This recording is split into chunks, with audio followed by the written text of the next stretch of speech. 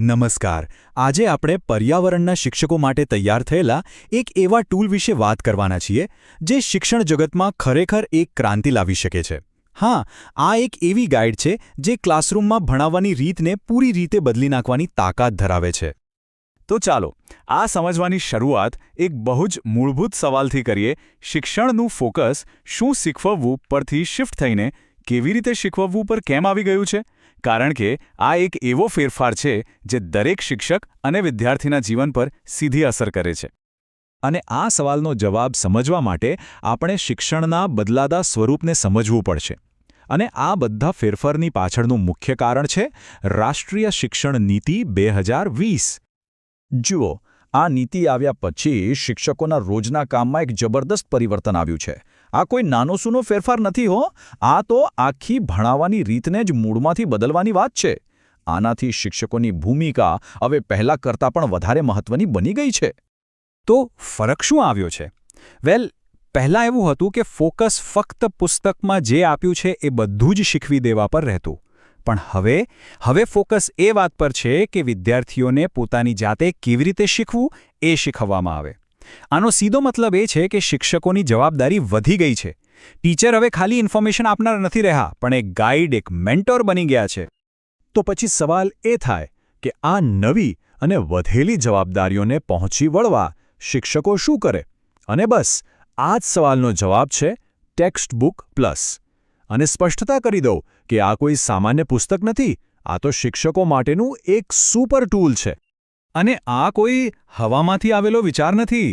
આની પાછળ રાષ્ટ્રીય સ્તરનું સમર્થન છે. NCFSE સ્પષ્ટપણે કહે છે કે દરેક ટેક્સ્ટબુકની એક ટીચર્સ એડિશન હોવી જ જોઈએ. એક એવી એડિશન જે શિક્ષકને બિયોન્ડ ધ ટેક્સ્ટબુક, એટલે કે પુસ્તકની બહાર વિચારવામાં મદદ કરે, અને એ પણ સ્ટુડન્ટ પર કોઈ એક્સ્ટ્રા ભાર નાખ્યા વગર. અને ટેક્સ્ટબુક પ્લસ બરાબર આ જ કામ કરે છે.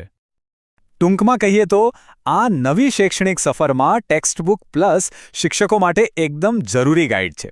એ માત્ર એક પુસ્તક નથી, પણ ક્લાસરૂમમાં એમનો સૌથી ભરોસાપાત્ર સાથી છે, જે એમનો કિંમતી સમય તો બચાવે જ છે, પણ ભણાવવાની આખી પ્રોસેસને પહેલાં કરતાં ક્યાંય વધારે અસરકારક બનાવે છે.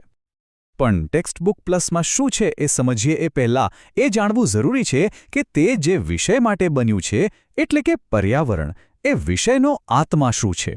પર્યાવરણનું શિક્ષણ મુખ્યત્વે 4 આધારસ્તંભો, એટલે કે 4 પિલર્સ પર ટકેલું છે. આ 4 પિલર્સ છે. પહેલું, અવલોકન, એટલે કે આપણી આસપાસ શું છે એને ધ્યાનથી જોવું. બીજું, અનુભવ, એટલે કે જાતે કંઈ કરીને શીખવું. ત્રીજું, અનુભૂતિ, એટલે કે જે શીખ્યા એને દિલથી ફીલ કરવું.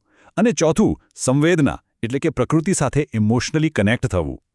ટેક્સ્ટબુક પ્લસનું કામ જ એ છે કે એ આ 4 પિલર્સને ક્લાસરૂમમાં કેવી રીતે જીવંત કરવા એની એકદમ પ્રેક્ટિકલ રીતો બતાવે છે. તો ચાલો હવે ટેક્સ્ટબુક પ્લસની અંદર એક નજર કરીએ અને સમજીએ કે આ ગાઈડમાં એવું તો શું છે જે એને શિક્ષકો માટે આટલી ખાસ બનાવે છે.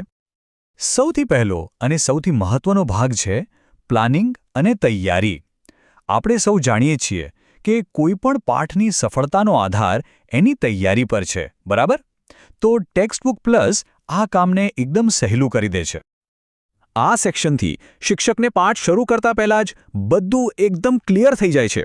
જેમ કે પાઠનો મુખ્ય ગોલ શું છે, સ્ટુડન્ટ્સમાં કઈ સ્કિલ ડેવલપ કરવાની છે, અને સૌથી અગત્યનું અધ્યયન નિષ્પત્તિઓ, એટલે કે આ લેસન પૂરું થાય ત્યારે સ્ટુડન્ટ્સ શું શીખેલા હોવા જોઈએ. જ્યારે આ બધું પહેલાંથી જ ક્લિયર હોય તો ભણાવવાની દિશા એકદમ પાક્કી રહે છે. ઓકે, તો પ્લાનિંગ તો જોરદાર થઈ ગયું, પણ હવે આવે છે એક્શનનો ટાઈમ. એટલે કે ક્લાસરૂમમાં એને અમલમાં મૂકવાનો. અને અહીં જ ટેક્સ્ટબુક પ્લસનો અસલી જાદુ જોવા મળે છે. આમાં તમને મળશે દરેક પાઠના કી પોઈન્ટ્સ અને એને શીખવવાની બેસ્ટ મેથડ, જેને આપણે પેડાગોજી કહીએ છીએ. પાઠની શરૂઆત કઈ રીતે રસપ્રદ બનાવવી, ક્લાસમાં કઈ એક્ટિવિટીઝ કરાવી શકાય, અને હા, ક્રિટિકલ થિંકિંગ અને ક્રિએટિવિટી જેવી 21મી સદીની સ્કિલ્સ કઈ રીતે ડેવલપ કરવી એની પણ સ્ટેપ બાય સ્ટેપ ગાઈડન્સ છે. મતલબ બધું જ રેડી ટુ યુઝ ફોર્મેટમાં. અને એક ખાસ વાત, અહીં ભારતીય જ્ઞાન પ્રણાલી, એટલે કે ઇન્ડિયન નોલેજ સિસ્ટમને પણ જગ્યા આપવામાં આવી છે. આનો મતલબ એ છે કે આપણા જે પરંપરાગત જ્ઞાન અને વારસો છે એને આજના મોડર્ન એજ્યુકેશન સાથે જોડવામાં આવે છે. આનાથી શું થાય? એજ્યુકેશન ખાલી ઇન્ફોર્મેટિવ નથી રહેતું, પણ કલ્ચરલી રિચ અને વધારે મિનિંગફુલ બને છે. ઠીક છે, પાઠ ભણાવાઈ ગયો, પણ હવે એ પણ તો ચેક કરવું પડે ને કે સ્ટુડન્ટ્સને કેટલું સમજાયું.